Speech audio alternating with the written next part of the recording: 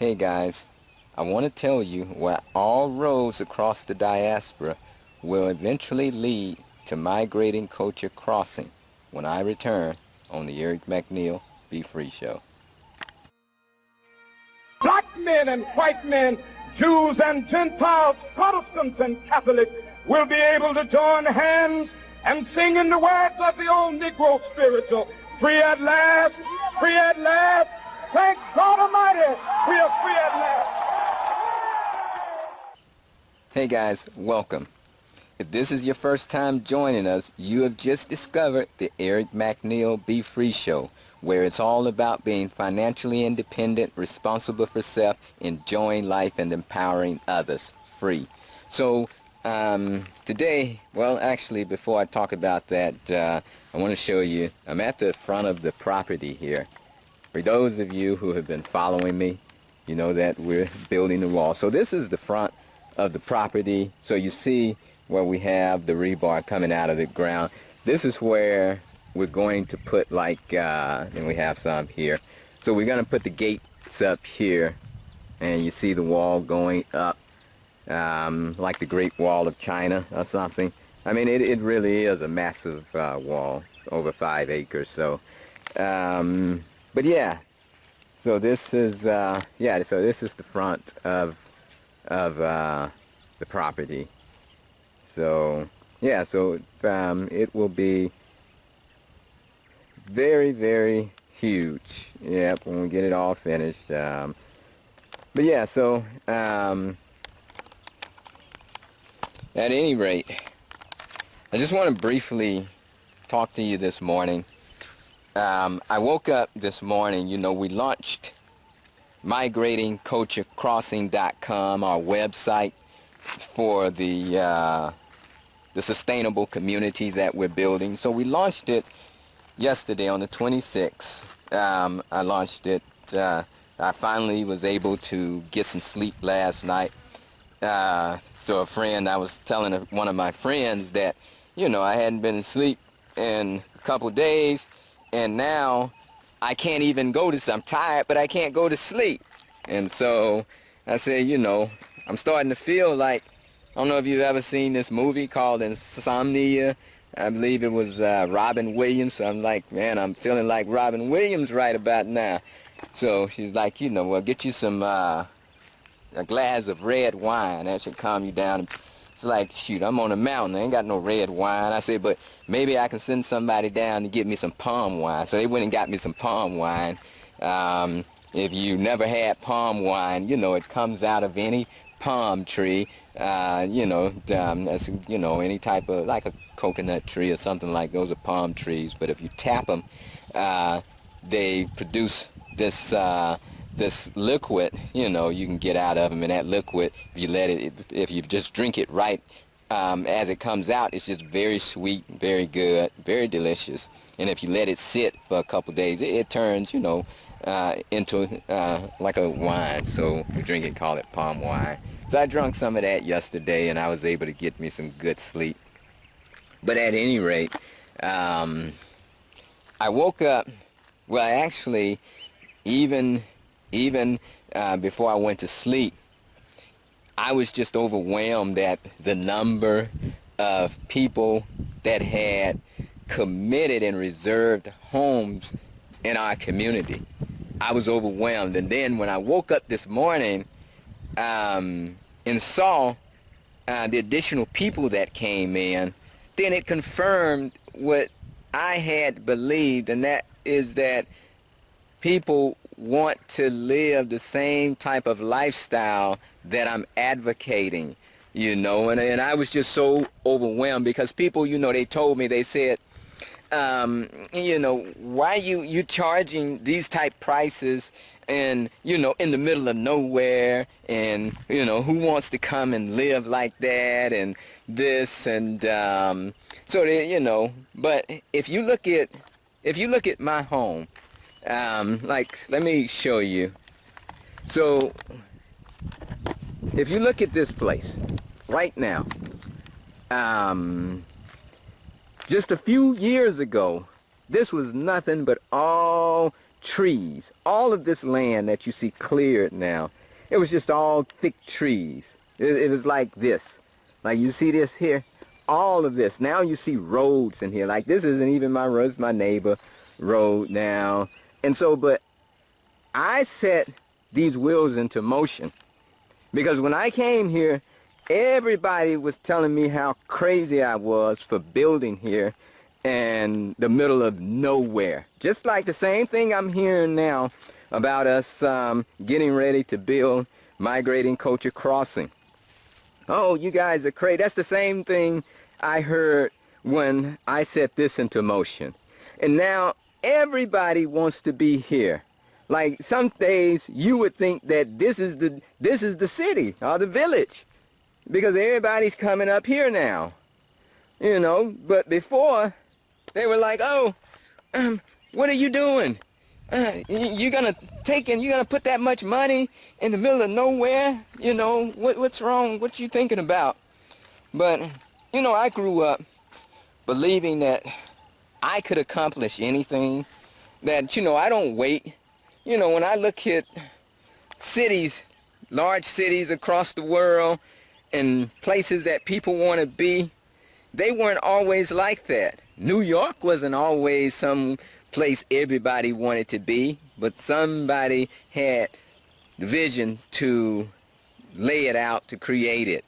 And, you know, there's a quote that comes to mind is that some men have eyesight but no vision, while others have vision but no eyesight. And that is what I believe to be my strong point. Like, thank God I still have my eyesight, but, you know, it is not the best, so I do have poor eyesight, but I believe that I have a great vision at just seeing what I want to create and just going and creating it. I don't believe, you know, I meet a lot of people, and I have to thank God, and I have to thank my parents, and I have to thank my siblings. Like, I'm the youngest of 9, and everything that I've been able to accomplish, I have to say that is because of the family that I was fortunate enough to grow up in. They gave me so much encouragement and motivation that I can just accomplish anything. So a lot of what I do is on the backs of their experience. And for those people who didn't have that, I can see how that would be a hindrance in your life, that you didn't have that, because I meet people who are just stumped by the smallest things, and I was like, whoa, you know, why is that even a problem in your life? But then I look at their backgrounds, and I can understand why. So, but I grew up believing that I could accomplish anything. Like, you know, and let me tell you a story.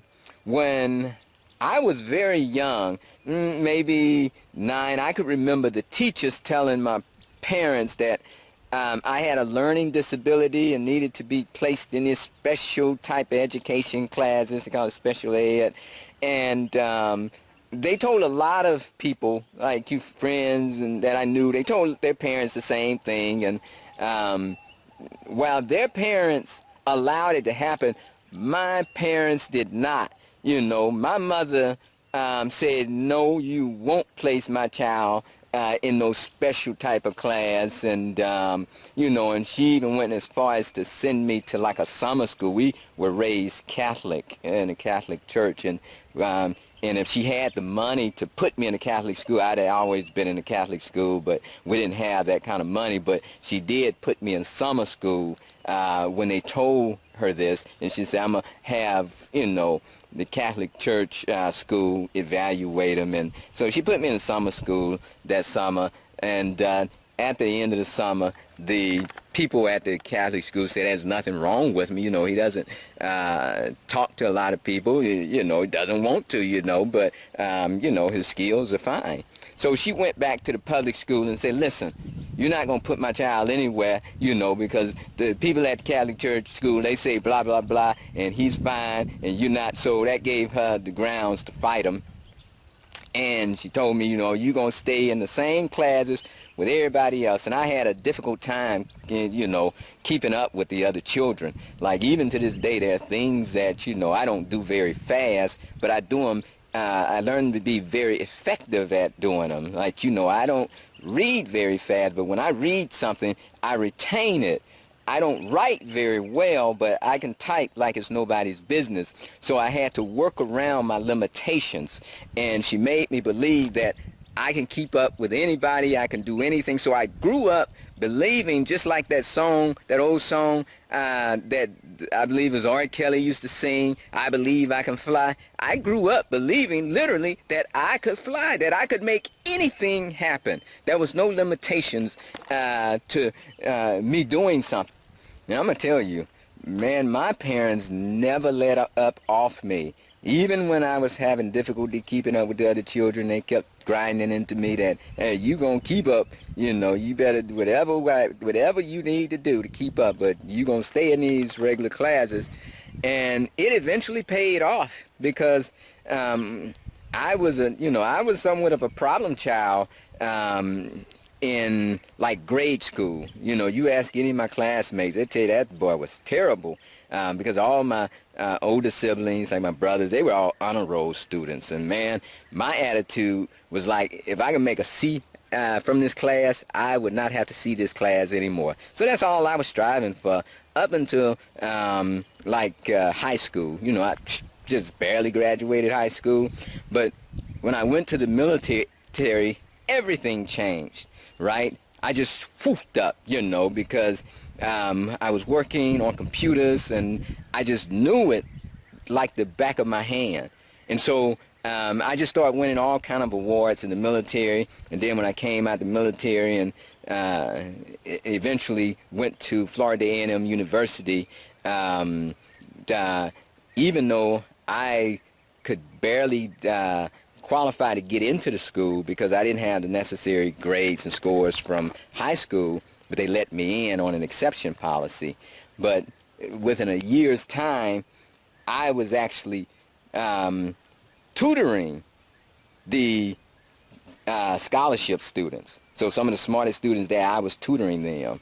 And I graduated with top honors from FAMU. I had all the recruiters from top corporations trying to recruit me. So, you know, so just to go from these very, very difficult beginnings to being somebody who could actually compete on any level with anybody from any university, right, was just a testament to the hard work that my parents and my family put in to see that I became better, right? So they didn't give in to what people were saying, what the system was saying, and they just kept at it and saying, you can do this. And I truly believe that today, that I can do anything. And that's how I believe when I came to get this property, that I don't care what it was or what, I could make it happen. And when I think about migrating culture crossing and what people are saying, I believe that, God willing, before I pass this earth, migrating culture crossing will be a place where the entire world will want to come and visit. Like right now, if people come from the diaspora, they come to visit Ghana, the first place they want to go is like on the west coast and visit like the Elmina castles, slave castles. You know about them. If you've been following anything about Ghana and West Africa, you know that that's a popular place and everybody wants to go there. But I want to create kind of a new vision where people come to Ghana and the first place they think about is this sustainable community called Migrating Culture Crossing that's next to a sustainable university. And I want people to feel that excitement that I can go there and I could take a vacation there and I could stay there and I could learn. They have free classes where they teach you about sustainable communities if you want to go and actually do the same thing in your country. You know, we want to be the ones to teach you how to do it. If you want to establish a community right here in Ghana, somewhere else, a sustainable community, we want you to be able to come there and learn it right at Migrating Culture Crossing and the University of Environmental and Sustainable Development. So we want you to actually come and learn this stuff with us, because, you know, there's something that's going on, I believe, that's very sinister in this world today. And I believe, you know, we have a lot of bad actors who are destroying the environment, who are trying to enslave the world through poisonous food, through poisonous medicines. And that's very disturbing to me. But you know, as the quote says, is that the only thing necessary for the triumph of evil is for good men to do nothing, right? So all this terrible stuff is going on throughout our world, and if we just stand back and do nothing, then it's going to continue. So I feel that the value I can add is to do something positive, and that is to set into motion the wheels of change, that you can come and live a sustainable life, a healthy life that's in tune with nature. And I want to show people how to do it, that you can come here and live with no all these medicines that you take and all this bad food, that you can be able to cook healthy food without using all these terrible chemicals. And I want them to come over to Migrating Culture Crossing and learn that, and to be a part of what we're building, to live in harmony with our world. That's what I believe is the value that I can add, and that is what we're going to create. And I believe that I can help create that, right? You know, I can just see it plain as day that we can create this. And I'm very excited at what we're creating over here. And that's why I say sooner or later, all roads will lead to Migrating Culture Crossing. People are going to come here, and by the dozens and by the thousands, you know, looking for something different, looking for something healthier, looking for something better. I mean, if you're happy with what you see going on in the world today, with the likes of people like, you know, Bill Gates and, you know, the other billionaires and trillionaires and what they're doing, then, you know, you live that life. If you're happy with the synthetic meat, if you're happy with the vaccinations, if you are happy with all this unhealthy living, you know, people being strung out on medications and all of this, then by all means, you go ahead and continue down that path. But me, for one, I'm not happy with it, and it's very disturbing to me. So I believe that I have to be a part of the change that I want to see happen. And Migrating Culture Crossing is a part of that change. So if we go back there and we say, hey, in this community, we're not going to be endorsing those synthetic meats. In this community, we're not going to be endorsing. We're going to comply with the laws. You know, I mean, that's only thing we can do is, you know, obey the laws. But I'm not going to go back there endorsing all of this foolishness that I see. And when we say we want a car-free zone, why would people get angry at us saying we want to have a car-free zone so that people can ride their bicycles, children can play freely, not have to worry about getting ran down by a vehicle, where you don't have to worry about all the noise and the pollution being surrounded by them. You know, we just want a clean, healthy lifestyle. And that's what we're advocating. And I believe that if we build it, people will come. And so we set into motion that, and we let people understand this is the vision.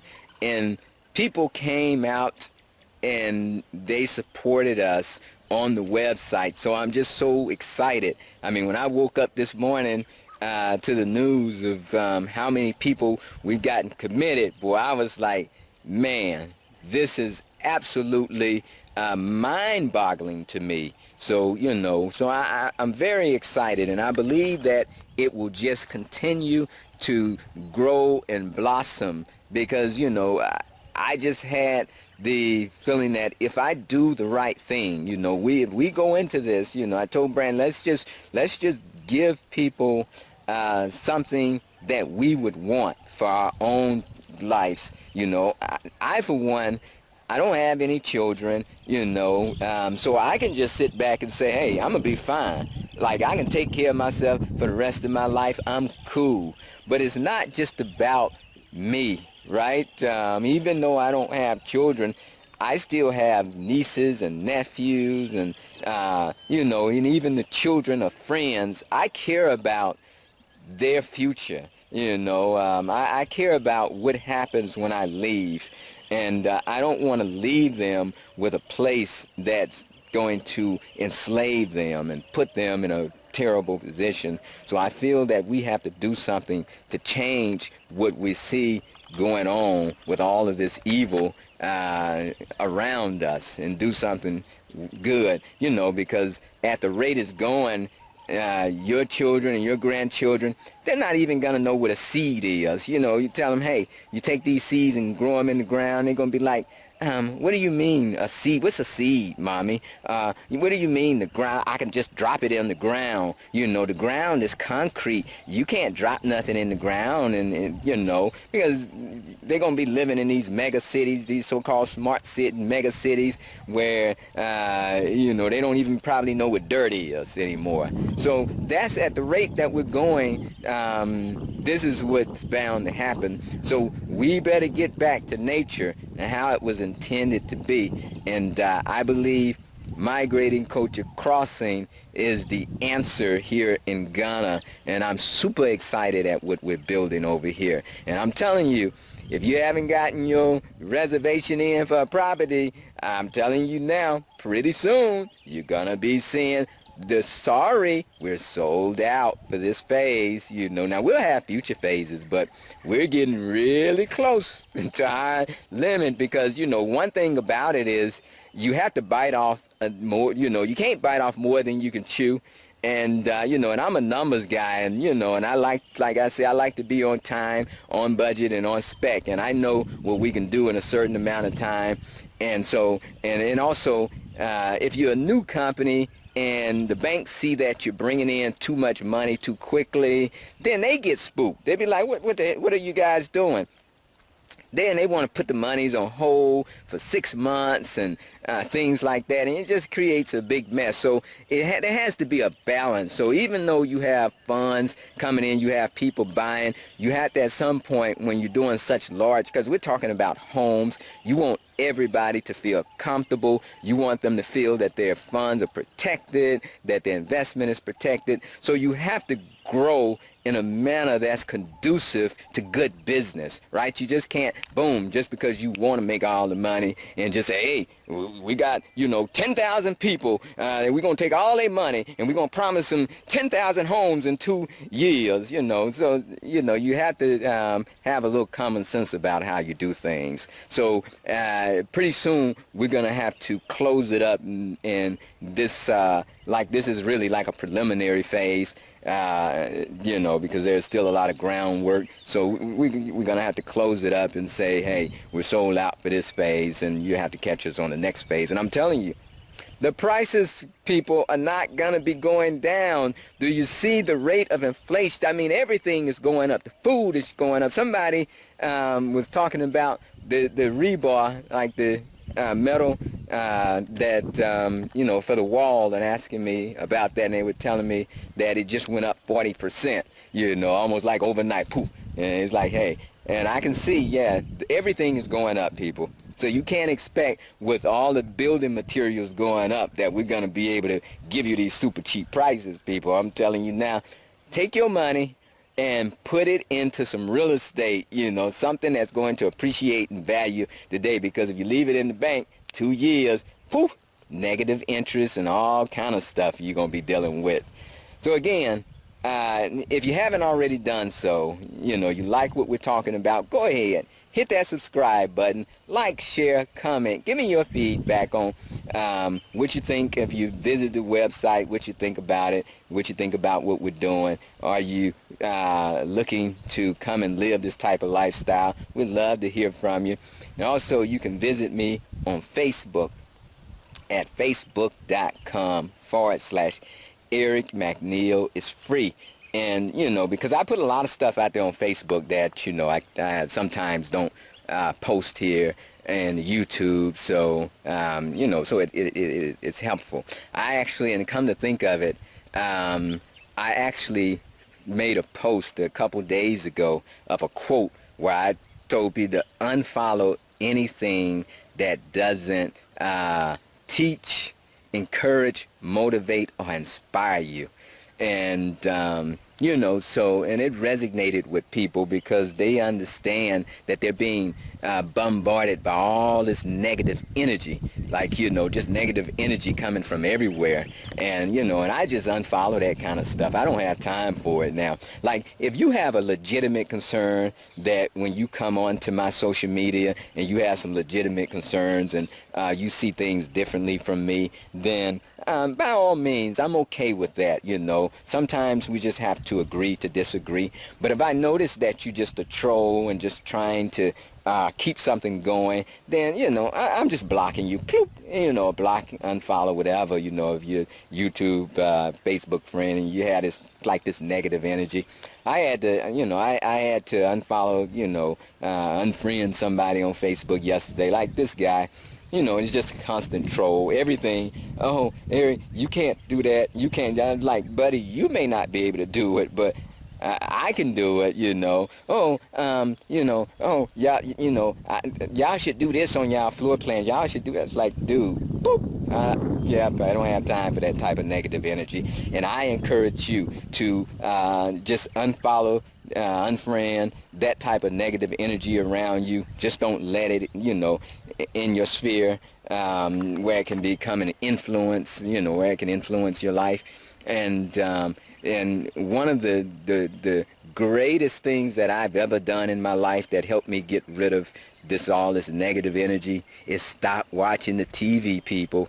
Mainstream media is just full of negativity. So if you sitting there constantly watching the TV, they just feeding you all the news, this negative stuff, then you're going to have that negative energy, you know, in your life. So stop watching TV. Get rid of that stuff, you know. I mean, hey, you know, people be like, hey, well, how you keep up with the news? Why you need to keep, you know, you can go and read something, or you can get stuff as you want it and just stop letting it be dumped into your mind.